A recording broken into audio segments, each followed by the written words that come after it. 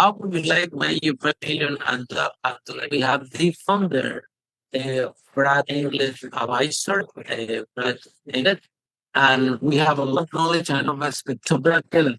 One of the ways is that you recommend us in order to make the first million. Welcome to Unstoppable Podcast with Harry Sardinas, inspiring conversations with influential millionaires, investors, thought leaders, entrepreneurs who are making a massive difference with their innovative products and services, and sharing the challenges and wisdom of how they sold their first million. The secret 5 steps. The first is to create and nurture authentic business relationships. The second is when you meet with customers, ask what their goals and aspirations are. Third, you need to set and manage expectations. Fourth, you need to genuinely care about their success. And five, you need to be strategic and intentional. You don't have to meet with all your customers, meet with your best customers. So then, Brad, do you think that all customers need to be treated the same? I received a lot of cases that they said, "Oh, we are all customers need to treat it the same," or they should be treated different, depend how much they spend with you. What's your take on this? Well, I think a lot of businesses don't focus as much on the customer as they should. And I think true success comes in the form of your customer being successful. And if they're successful, then you will be successful. But a lot of companies focus inward and they're not really paying attention to the customer like they should. I agree with you 100%. They're all companies out there, they're always trying to put a lot of money for many new clients. But the clients already bought from them because they can forget about what about this client. He already bought, he will buy, so they don't nurture and develop the relationship with the actual clients. They invest a lot of money putting in strangers in the organization. They are knowing that they have all money there because of the clients. If you get them to service and they're happy, they nurture them, they can become your brand ambassadors, even more, send you free or even more for referrals. So, tell us, we would like to know, Brad, why you decided to become an entrepreneur. Please, what's this? So, why do you decide to become an entrepreneur? Well, I joined the firm Accenture, and Accenture is all about helping your clients be successful, and you have sales quotas. And after I was with the firm for 22 years, 10 of those as a partner. In order to be promoted to partner, you need to be selling millions of dollars of work. And so I just was really interested in helping clients solve problems. No one calls a consultant if there's no problems, plenty of time, and lots of money. They always call when there are big problems, money's tight, and time ran out. So I just really enjoy those challenges. About 80 to 90% of Accenture's customers are repeat customers because success breeds success.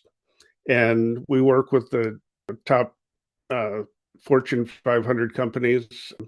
I was in public sector and higher education, and just helping them make progress was a lot of fun. So, how is transition, right, from being an employee to actually being a partner and somehow become your own boss? So, what are the difference and what you recommend to people when they want to do this transition? Well, you're moving from being good at certain tasks to actually building a business. And you have to not only sell the work, but you have to deliver the work. And by that, you better have a team that you've hired and mentored to help you deliver on that. So it's not just sales. You have to sell and then eat what you eat what you kill. And people could sell but not deliver, and that's not how it works as a partner with the firm. So, tell us a little bit more. What are the big challenges that you have as an entrepreneur, and what is and how you got the challenge? After I retired from Accenture, I went to the University of Texas at Austin and became the chief information officer. And that university has 54,000 students, 4,000 faculty, 21,000 staff. And I was in charge of the central IT group, 330 people, $40 million budget. And the biggest challenge was changing the culture. So the culture I inherited was one of fire drills and rewarding heroics. And the customers hated that. They don't like fire drills and they don't like heroics. And I worked to change the culture to become proactive customer service culture. And I did that by articulating the values. What do we stand for? And I talked to our customers and I said, what do you want from us? And they wanted collaboration. They wanted consistency. They wanted truthfulness because we weren't always truthful in the past. And the number one value for the organization from my staff was I had a family first philosophy. So basically, I would encourage them to go to the doctor if they're sick, go to training, take vacation. Because I live in Austin, Texas, which is a big high tech town. All the big companies are here: Facebook, Meta, et cetera, Google. I cannot compete on salary, but I can compete on a balanced lifestyle. And I would model that behavior. I would take my vacations. I would not answer email 24 hours a day. I would go to the doctor. I would go to the school play, and I expected them to do the same. And then I had to hire with people with that cultural fit in mind. So Absolutely. three of my seven directors I had to let go, and I hired people who really were proactive, customer service oriented. And I wrote a blog once a week for 8 years to talk about the messages. It went to 330 people in my organization, about 300 other people on campus, just so they would know what we were doing. That gets back to the transparency. I would even I'd talk about our priorities. I would talk about what we're doing to improve. I would apologize when we screw up, which, an organization that big, things will go wrong. It's just how do we deal with it when they go wrong? I would orient everybody. Every new hire went through orientation. Sometimes they'd try to slip away and not come. I'd find them and bring them to the next month's orientation to talk about the values and meet the management team. And then we had quarterly all staff meetings, and we'd bring customers in, and customers would talk about what they're doing and how we can help them. So it took about 9 months, but we were finally able to slowly change the culture.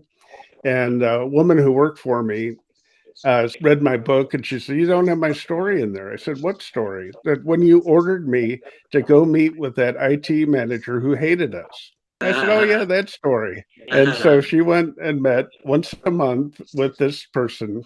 And as that person saw us getting better, more customer oriented, more dependable, she became an advocate after 7, 8 months. And her boss, who also hated us because the prior people were not truthful, he became an advocate. But you have to, going back to the first thing I mentioned, you have to create and nurture those business relationships. Yeah, well, one have interview with founder Miller, and I tell them, okay, if you want to start again, what would you be different? And most of them always tell me hard recruiter. I knew that this business is gonna be 10 100 times more difficult than I thought. I would pay a lot of attention to the culture. And on that, I think that we will arrive faster if I develop a clarity culture. Culture is a time so open that nobody really understands, especially now you are in this organization with that budget, and now you are the director. What happened is something is simple to understand. You have a culture as human being, you have some values as human beings, okay? And if you're gonna be in charge of the organization, the whole organization has to align with those values because this is who you are, and this is how they hire you for reasons. Because to make it better, okay? And when they hire you, they look at your personal culture. When you're an organization, then you are the only person but different culture than everybody else because everybody have been hired for other people that have different cultures and they hire them same with them. Because if I'm a director, I'm not truthful. I'm gonna hire employees that are not truthful. So we are alike. This is how we communicate, right? So if the people at the organization. So now you have challenge that we debated in this podcast, a huge one. How you organization now in order to increase performance, where you find out the toxic culture in the first place. Let's don't call it toxic. Let's call it the disalignment in the way do you operate with the value and the principles that you have in your team. Now you are immersed in a whole universe with a lot of people, a lot of staff, a lot of people that depend on you, and now most of them, because it was a different culture before, they are used to the different culture. Okay, I've been in several times I've been asked about legacy. Okay, so how we close the gap between legacy and technology in big organization, and we have a whole challenge. Legacy not only chat with the technology, the equipment, but it's also legacy with people. But they don't want to change. They don't want to change things. So how you base that? I resonate a lot with the well, you know what? Out of the 7 directors that were there, there were 3, 4 that we need to let them look all right when hiring people in the organization. Okay, sometimes I make a mistake. I friends one organization that they don't culture much in what we do, and I feel responsible all the time, and I try to address it. I try to training, time, money, energy, to provide that person the tools with the framework, with the training to align as possible as culture. 80%. Sometimes I didn't even let them go. They just check out the future 1 3 years. They open the majority operation culture is to my. So this vibe but actually part of our culture to don't let go.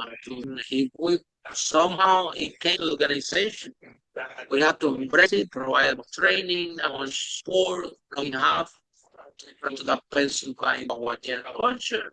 But again, 80% never work, 20% work, and very happy. Like for example, you said that people that hate you because you're advocates. Okay. In my experience is like 80-20. So tell us your experience in this culture transition in order to improve, because that's what I want to ask you also.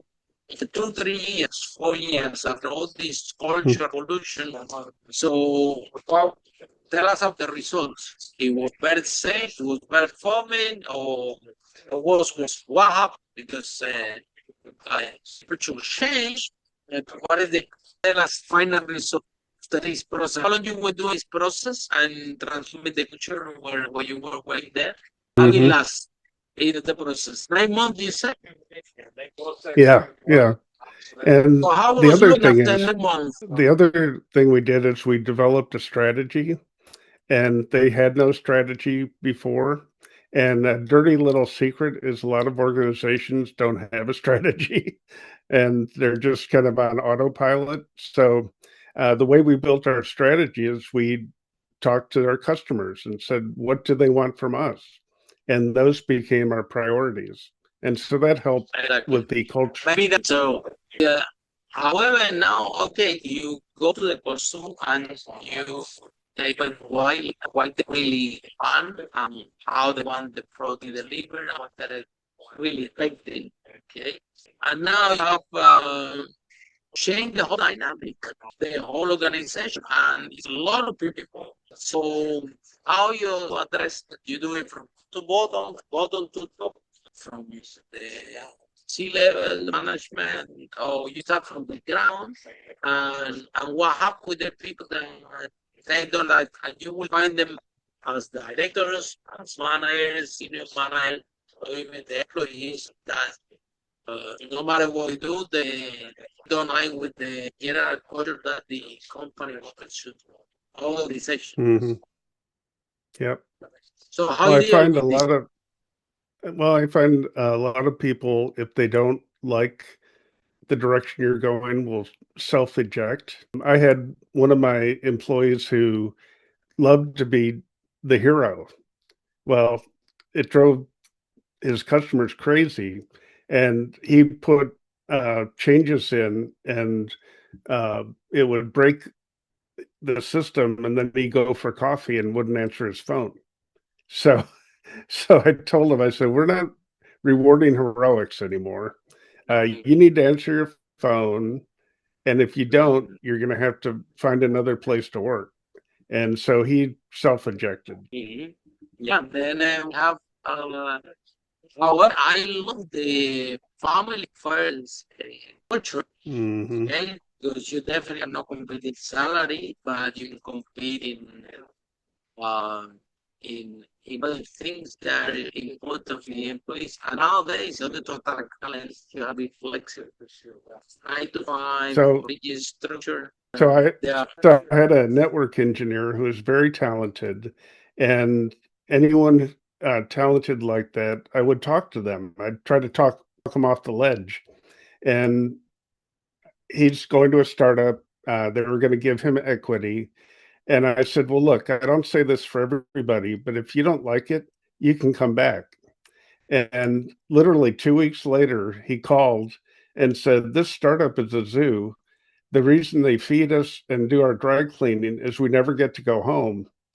And I took the job because I thought it would be better for my family, but it's worse. I don't see my family anymore. Can I come back? And he's been back. He's absolutely been back. He's been back for 15 years. there. You go. So, and if we want to keep talent and talent, we have to keep flexible. Understand? Because at the end of the day, it's about results and about focus. Okay, and the win-win that we want to do with our things, with large team, this be flexible to attract talent and to keep the talent. Okay. Mm-hmm. Not Mm-hmm. only the salary is not only important, and now it's online. It's after COVID that things are going away. Not this. Sometimes we have to compromise to keep the talent in the organization, and that definitely goes embedded into a culture. Okay, so people think that culture is you arrive to the company and then create your major vision, create this, that's it. And I already know everything about culture. So, what is I'm talking a lot about subjects because I know it's very important. We talk a lot about enough in the podcast of this. So now that you put this up, I want to. So what is your concept of cultures in large organizations? What it really means? What it's gonna take? To succeed effective and productive, it can change the course of the decision. So what is your concept of culture? The definition. Well, I think the good news is that you don't have to be born with the ability to build business relationships. You just have to get out there and do it. And I would advise to entrepreneurs would be get out of the office and tell people you give a damn.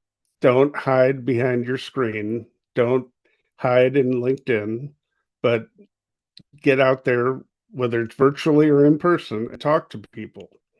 And you don't have to talk to everybody, but who are your most strategic vendors?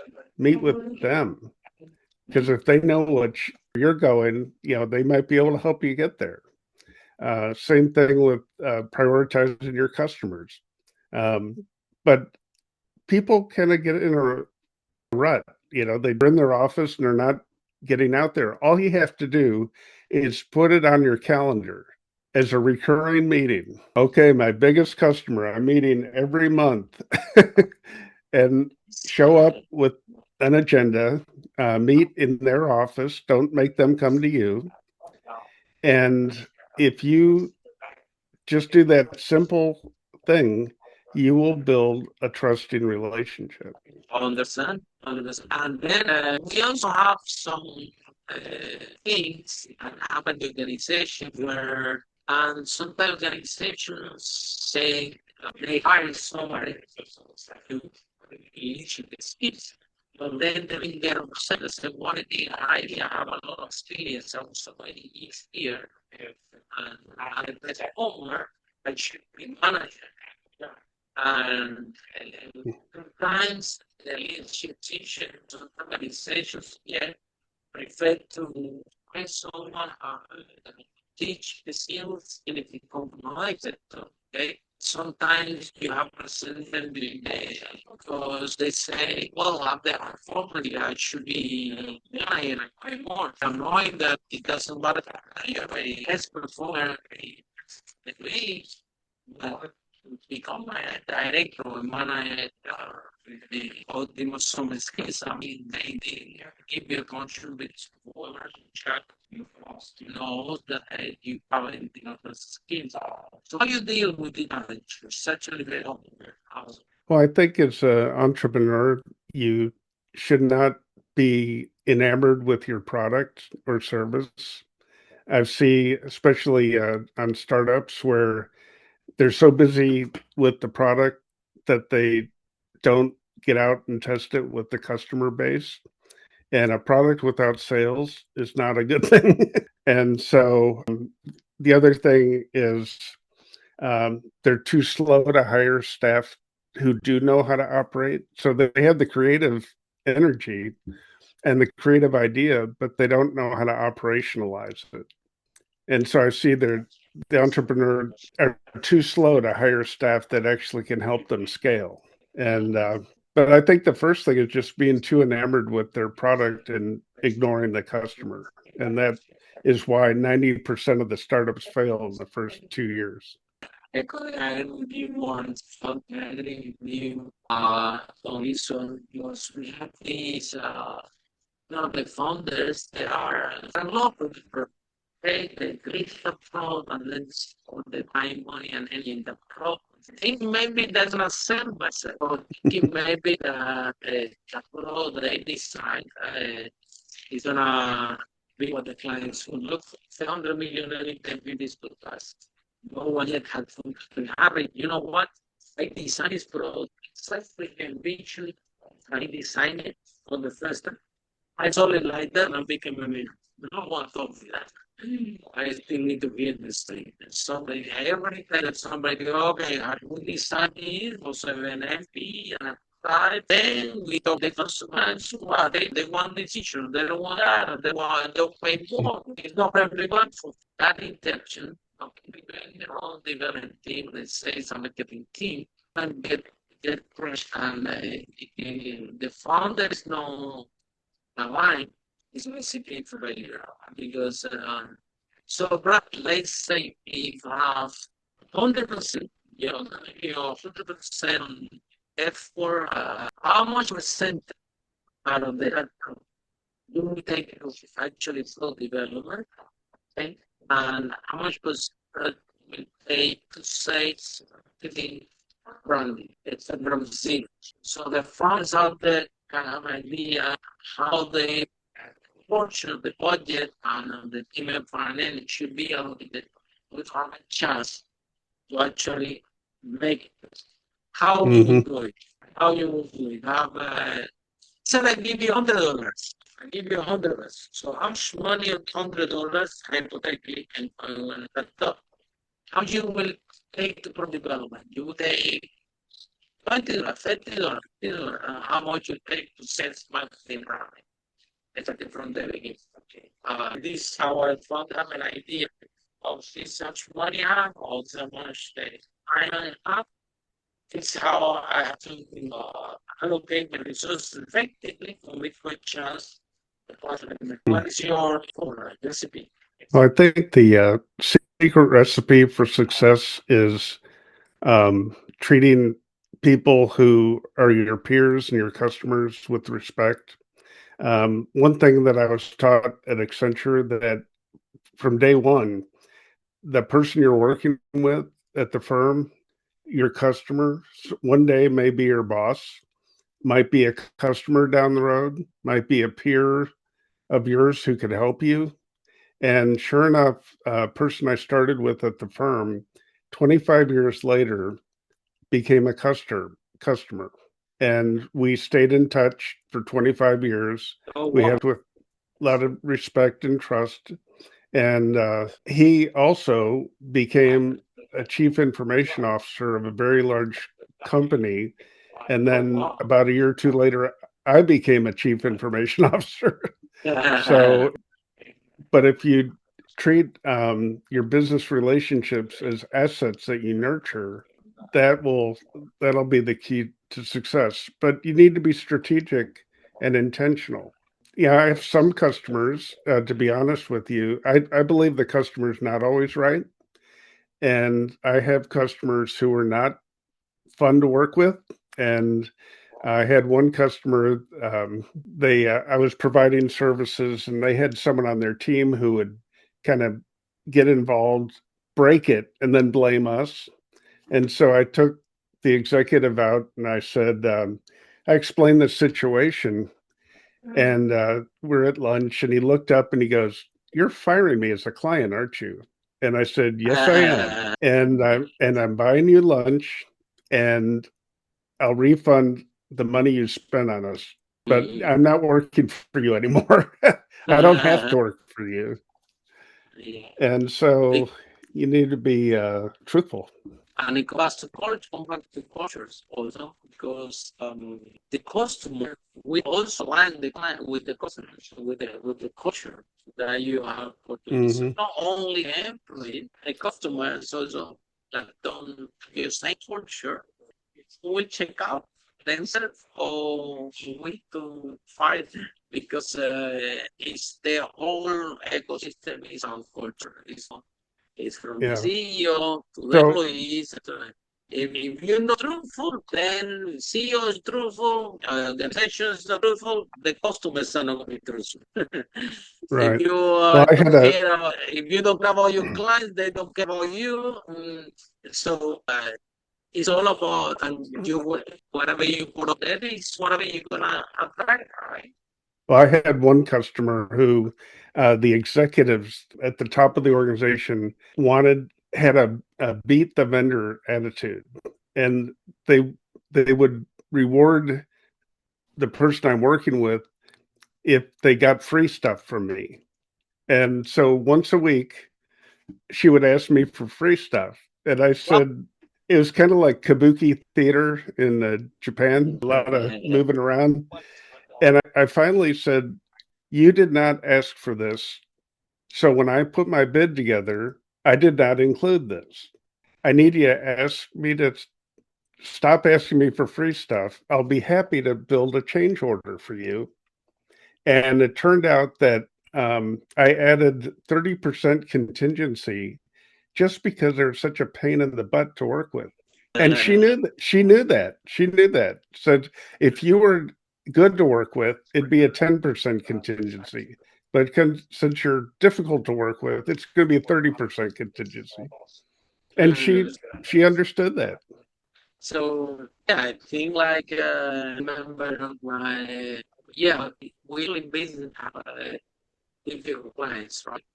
I know 5 clients, however, I charge them way more Mhm. because see whatever they want, my operation is getting delayed, frustrated. I need to hire more people, and those have to do with this. Yeah, you know, when you charge way more, they then become Hmm. this to you, or they go away.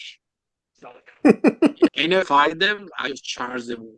And the proportional part, the headache that give me. Yeah, we talking about this because when you have hundreds of clients, this happen, and the idea is how you, we culture, right, diminish that, you know, and mitigate that risk. Okay, especially if your organization you have a lot of clients, right?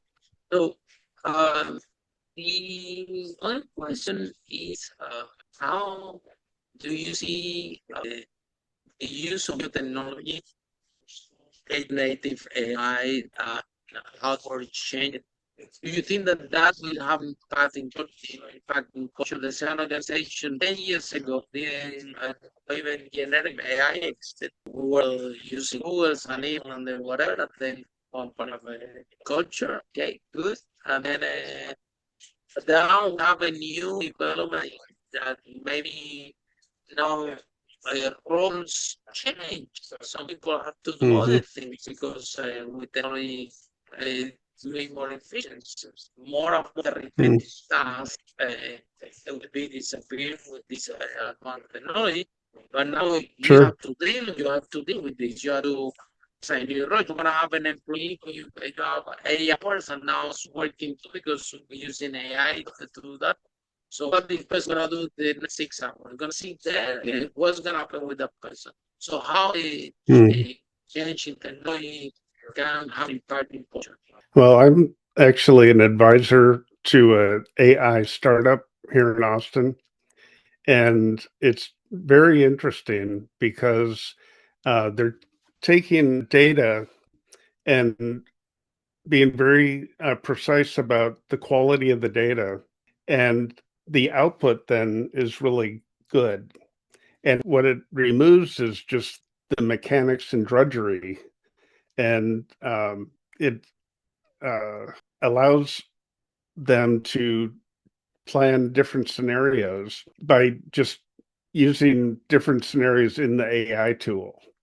And so what might have taken a week or two old way is taking 30 minutes. And so I think it's really going to Right. free up from the mundane and allow people to focus on more important things. I remember, you know, I want to English my first language. So I want to write a business lab back in the day, 30 years, 16 years ago. I don't think it take a week. I have to write in my own language. Then I had to show to my friend that speak English to her. Then she practiced. Then I'm in English and no, I want to say uh, the whole thing used to take a week for me to write that. Today with that thing I get done in less than a minute. So Hmm. Yeah. that's how focus has. So a lot of people say no, yeah, it's gonna be you, and I will gonna lose the job because of I. And I'm saying, look, if your organization try to embrace it as much as possible, because what's not gonna be your anybody. The company gonna collapse, you know, since you competitor. So what is your Yeah. view with AIs? People losing their job. What your opinion on it? Well, I think where AI will be most successful is where it's um, baked into the products. So just take Gmail, for example. They're taking Gemini and baking it into a product that is already used by millions and millions of people. Mhm. And, it can help And you it's write easy to write emails. You can, emails. It's easy to write emails now using that thing, right? yeah. And Microsoft with Teams, they're embedding their AI in Teams. Big software companies like HR, payroll, accounting, they're embedding AI in the tools. And to me, that's more effective than just random AI usage on data you don't Mhm. know if it's any good or not. But if it's your accounting system and your payroll system, that data is good. And so I think that's where I think embedding in existing products that already are used by millions of people will be the key to success. So then, but if people are in love with this conversation, how people can find you, how the uses work? Sure. I'm on LinkedIn, and there's only one Brad Englert on LinkedIn, so I encourage that. I also have a website, bradenglert.com, and I have a link that I will send you for the show notes that will take them to my webpage that has a free sample of the book, how to buy the book, and then how to schedule time on my calendar. So I'll send that to you in email. So, tell us about your book. What's your favorite chapter? What the title of the book and where people can buy? It's called Spheres of Influence: How to Create and Nurture Authentic Business Relationships. And it talks about the inner sphere, which is those relationships closest to you, your boss, your direct reports, executive leaders, and all your staff. And then the external sphere of influence is people you meet with less frequently, but your customers, peers and influencers, and strategic vendor partners. And I have good, bad, and ugly stories from my 22 years at Accenture and 8 years at the university. I changed all the names to protect the guilty parties. And it's just a practical guide for aspiring entrepreneurs to learn the skill of creating those authentic relationships. There's an audiobook and an ebook and everything on Amazon. Oh, wow, that's fantastic. So, thank you so much for the broadcast. I really appreciate it. And guys, if you are to a transformation in your organization, is to increase performance, increase sales, and have a better way of doing things. And definitely reach out to Brad, helping that one with lots of years of experience. So thank you so much once again. And for the broadcast, see you on next episode of our brave entrepreneurs like that break the whole connecting with me. Follow us for more interviews with world's most influential, audacious entrepreneurs that overcame challenges and adversity, providing you with the blueprint of how they sold their first million so you can grow your business exponentially.